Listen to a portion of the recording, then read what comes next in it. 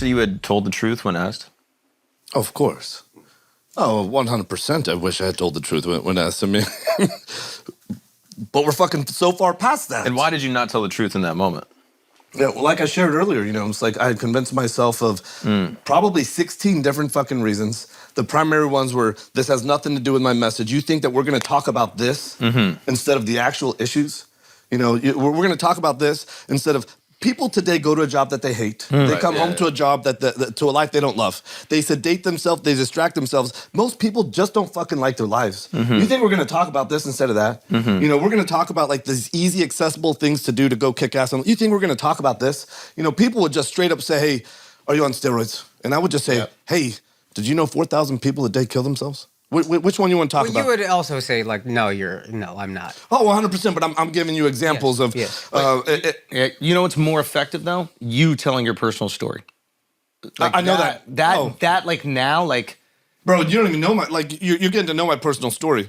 You know, I hope to be able to share some stuff today. Please. Yeah. That's why you're here. Like, I genuinely want to know. You know, so, you know, my kids asked why. And a lot of what I shared on the apology video was just kind of a replica of what I shared with my kids. But really, I think what it all comes down to, like the real why is, you know, I got to crush myself in the gym multiple times a day just to feel like I'm okay. Yeah. Like I'm worth it, like I fucking earned it, you know? And trust me, this is not like just one time a day. Like this is multiple times a day. And somebody said, okay, why do you gotta do all that shit? You know? And I'm like, oh my God, you know what? I've never dealt with this before. And again, this is a silver lining. Now I have the chance to go deep. Yeah. When I talk about my 10 to 15-year-old self, when you guys fucking understand, you know, the first day of middle school for me was some fucking guy who looked like he was 35 with a mustache and everything. Hawks a loogie on his fucking hand, smacks me in the face, and I didn't know what the fuck, where I was. But what would happen at least once a week is I just got blindsided, I'd get knocked out, and I would wake up, and I'd have my book bag, the bell had already rung, nobody's in the hallway, and I gotta figure out, okay, what fucking period is it?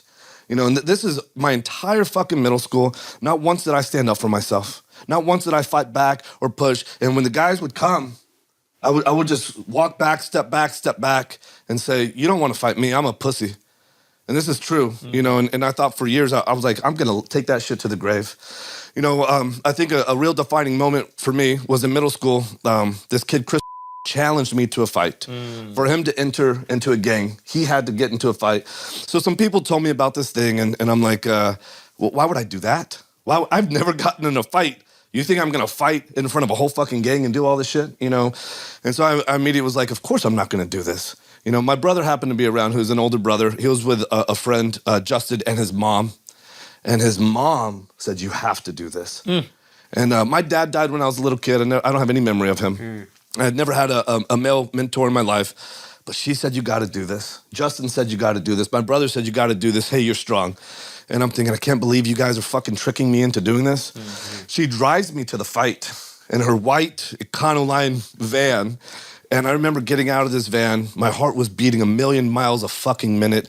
I see him, I see it looked like 30 people, I'm sure it was 15 behind him. And I remember walking up to him really fast. And I remember I'm just gonna give it everything I got.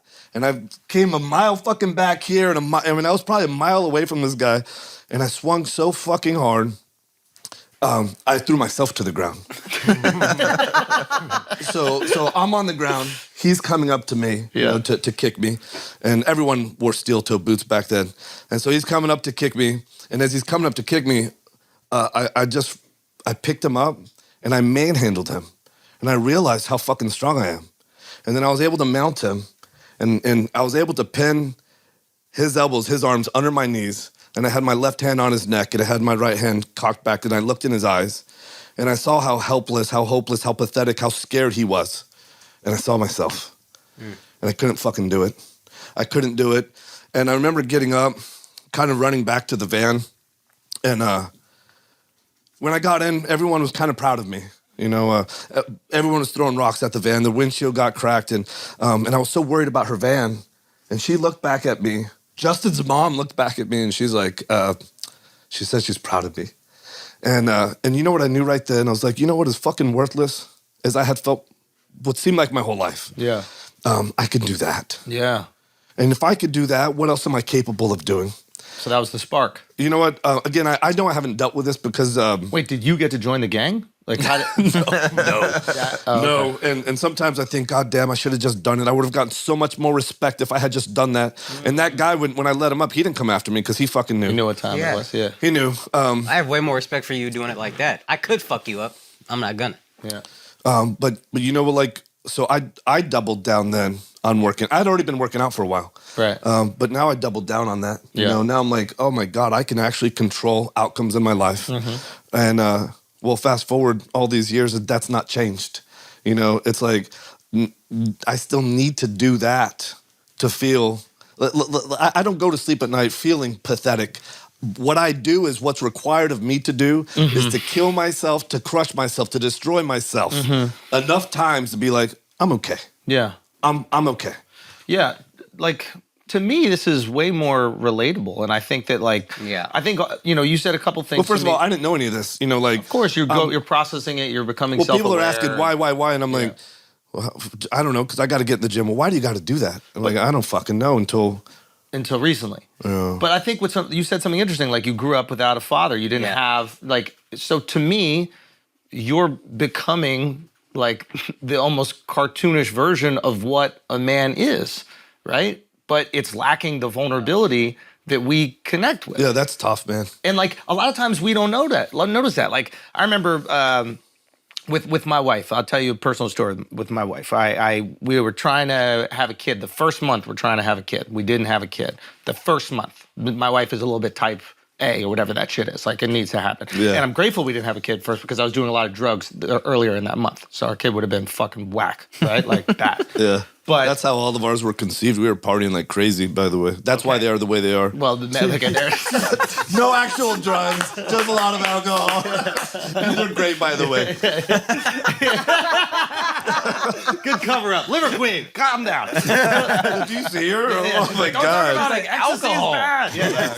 Okay, but so we got this test done on my sperm, right? And my sperm is great except for like grade of motility or something like that. I don't even know what the fuck it is. She's calling around, oh, it's how fast they swim or something like that. She's freaking out, right? And my reaction to her is machismo. It is, hey, we're gonna be great. Don't worry, we got this. I'm like, yo, if you want to do more tests or go to a specialist, but don't worry, I know for a fact we got this. She's interpreting that as I'm not taking this seriously. You don't care. And I don't care. What I'm doing is covering up my vulnerability, which is, will she not love me if I can't get her pregnant? Will she think I'm less of a man? Will my wife not be attracted to me? So I'm trying to cover up the real feeling I have, right? Which is being terrified that the woman I love could stop loving me because I can't do this fucking primal thing. I shared that with her the other night. She fucking started crying. So I would never think differently, whatever. And I wish that I led with the vulnerability. To me, I'm really glad that you're coming on right now and like saying the true reasons why you're even pushing this lifestyle. It's to cover something up. You said that it was like 85% of people deal with like low self-esteem. You're wrapping your self-esteem into something that I think is unhealthy. Yeah. You have a wife, no, you have a absolutely. family, you have successful businesses. You don't need to lift heavy shit 2 times a day to feel good about you. Were you a good dad that day? Yeah. Were you good to your friends? Did you care about people? Yeah. Did you provide for people? Like, those are the things that I'm looking at and going, that's a king, not someone who can fucking bench press. Yeah. Because if bench pressing makes you a man, what the fuck am I? But I think I'm a good man. Yeah. So maybe part of the ancestral tenets is recognizing what you're doing and how you are being a good man, which is providing and loving the people and caring for the people around you. Right. You know, maybe that's something that you need to take note of, man. And Beautiful. leading with that fucking vulnerability that has really transformed this interview. Yeah. You telling me the things you went through, all the suicides that you had to deal with, made that real, not an excuse when you said it. I think vulnerability is the only thing we can connect to as human beings. We look up to the person who seems infallible, but we don't connect to them. No. I feel more connected to you now, man, Thank you for sharing. despite your stink.